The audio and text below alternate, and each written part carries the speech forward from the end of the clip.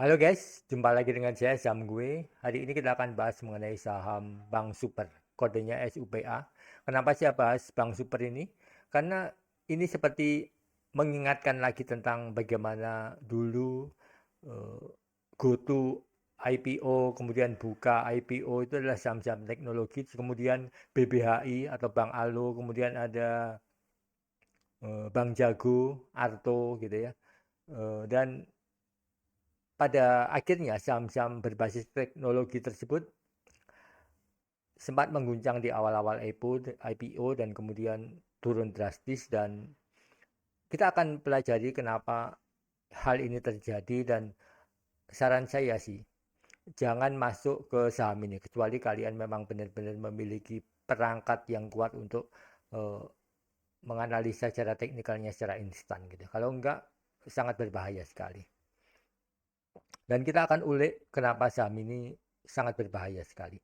Ada beberapa komparasi yang empiris antara saham-saham teknologi dengan Bank Super ini, karena Bank Super ini adalah bank yang berbasis pembayaran OVO ya. Jadi bisnis utamanya sebetulnya ya OVO itu. OVO sempat di sebelum krisis tersebut naik gitu ya, karena ada cashback besar-besaran, ada berbagai promo, dan kemudian fase itu hilang dan seiring itu menurun juga, dan kemudian sepertinya mau membranding ulang dengan IPO ini melalui Bank Super. Jadi ini memang saham yang menurut saya berbahaya gitu ya. Kenapa? Ini adalah rilis dari Bursa Efek Indonesia bahwa bank ini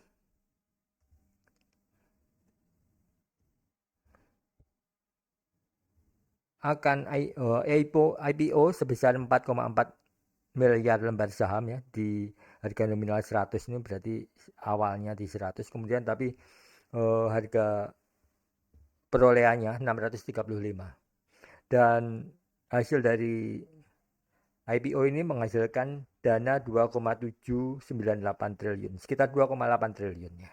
2,8 triliun, sedangkan modal inti sebelum IPO itu adalah 4,887. Jadi hmm, setelah saya hitung ulang, IPO tersebut di harga 635 itu menghasilkan price book value sebesar 2,8. Ini price book value-nya. Nggak terlalu tinggi, tapi kalau dilihat dari harga sekarang, price book value-nya itu sekitar 5. Jadi cukup besar, karena BCA pun saat ini price book value-nya ada di harga 3 ya. Dan bank-bank seperti Alobank dan sebagainya, BBYB, bank-bank yang mirip-mirip ini ya, bank digital yang eh, pada dasarnya nantinya berbasis pinjaman, berbasis pembayaran, itu ya sekitar 3 juga sama dengan BCA gitu ya. Dan sekarang ada di harga 5. Apakah akan bisa naik? Menurut saya memang eh, kita akan ulas dulu kemiripan antara Bank Super ini dengan perusahaan teknologi lainnya. Kita ke Buka ya sekarang. Ini adalah IPO Buka. Perhatikan di sini ada yang menarik sekali.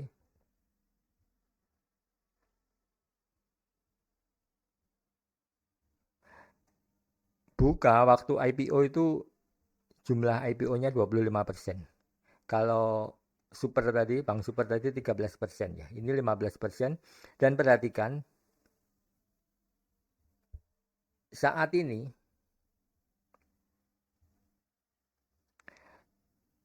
saham publiknya menjadi sekitar 44%. Jadi sangat tinggi sekali dibanding awalnya 25 ke 44. Dan kalau kalian ingat bahwa dulu investor dari Bukalapak ini keren-keren, Northstar dan sebagainya gitu ya. Sekarang perhatikan di sini, nggak ada sama sekali. Tinggal EMTK ini, Elang Mahkota Teknologi. Yang menguasainya pun tinggal 10%. Ini cukup uh, ironis gitu ya. Artinya apa? Sebetulnya di sini terjadi transfer. Sahamnya turun, seiring sahamnya turun, kepemilikan publik itu naik. Apakah ini hanya terjadi di Bukalapak? Kita cek sekarang di GoTo. Ini perhatikan ya. Ini adalah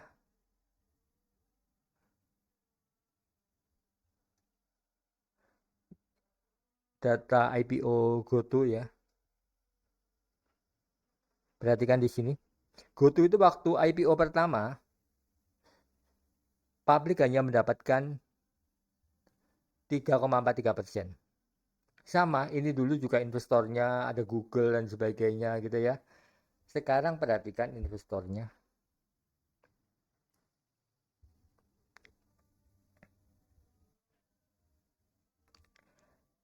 82% adalah saham publik. Padahal awalnya ini 3,5% lah ya.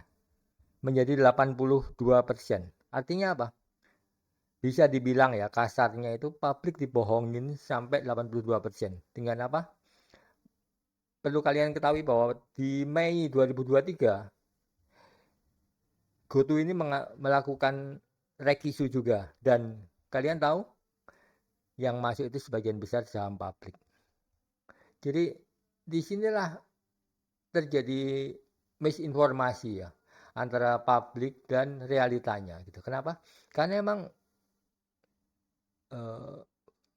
kalau bisa dibilang banyak influencer yang entah itu sengaja atau enggak atau karena FOMO menganggap ini saham yang bagus gitu. Padahal saham ini bisa dibilang jelek. Kenapa? Sejak Tokopedia diambil alih oleh TikTok, saham ini nggak punya portofolionya hanya Gojek aja. Dan itu kecil sekali setelahnya. Jadi kehilangan 25% dan sahamnya masih tidak disadari oleh publik.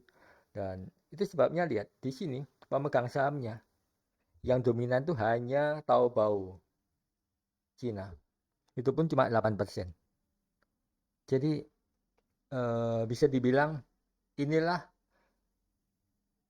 modus ya kalau bisa dibilang bahwa saham-saham teknologi ini akan biasanya sangat ramai dibicarakan. Kemudian orang FOMO, market cap-nya tinggi, bisnis masa depan dan sebagainya.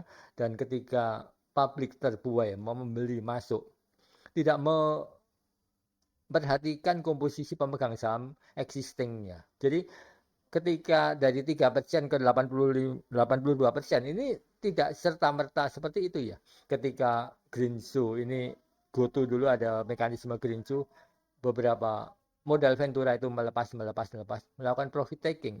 Bahkan di harga seperti Bank Super tadi, di harga IPO pun itu sudah untung berkali lipat gitu lah.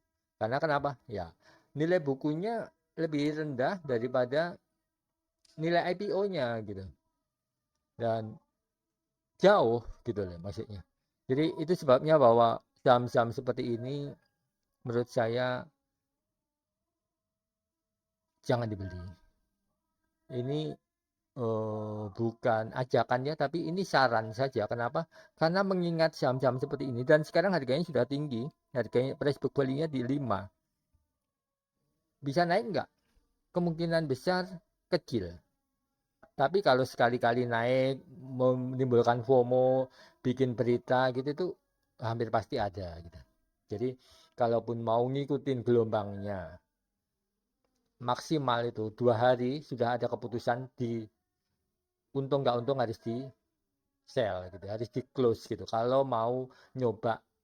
Tapi kalau perangkatnya trading secara manual nggak pakai alat bantu gitu ya, menurut saya kecil kemungkinan bisa untung karena kapan masuknya itu sangat rumit sekali dan harus dibantu oleh perangkat software komputer. Kalau pakai billing banyak lossnya, banyak kecil kemungkinan bisa untung.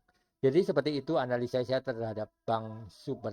Nah, ini saya jelaskan sekali lagi tentang fenomenanya ya. Perhatikan di sini. Nah, perhatikan di sini. Ini adalah rekod transaksi terakhir ya. Di 22 Desember, saham ini sudah di-sell sebanyak 1,1 triliun. Jadi totalnya sudah 2 triliun. Padahal sudah 2 triliun di profit taking. Di harga yang lumayan tinggi, 1.150. Jadi ini bukanlah kelakuan atau kerjaan dari pasar retail. Kenapa? Karena pasar retail nggak mungkin punya duit sebesar ini gitu ya. Jadi ini adalah pemain-pemain besar yang melakukannya. Dan orang-orang yang nggak punya duit itu, duitnya akan hilang tanpa dia sadari gitu. Itu adalah fenomenanya. Dan dengan kita menyajikan data ini bukan berarti saya menjelek-jelekan bank super gitu ya. Ini murni analisa bahwa jangan sampai kita sebagai retail ini selalu dibohongin, nggak pernah belajar dari yang sudah lihat di YouTube itu ya. Banyak sekali yang mengatakan bahwa ini bagus, ini bagus, ini bagus. Dan itu sebetulnya nggak bagus gitu loh. Bagus, tapi nggak. Oke, thank you. See you next time. Semoga ini mencerahkan dan bisa menjadi pembelajaran. Sama nasi yang jelas-jelas digoreng, jelas-jelas high risk sekali dan no return. Kalau biasanya high risk, high return, ini high risk, no return. Oke, thank you. See you next time.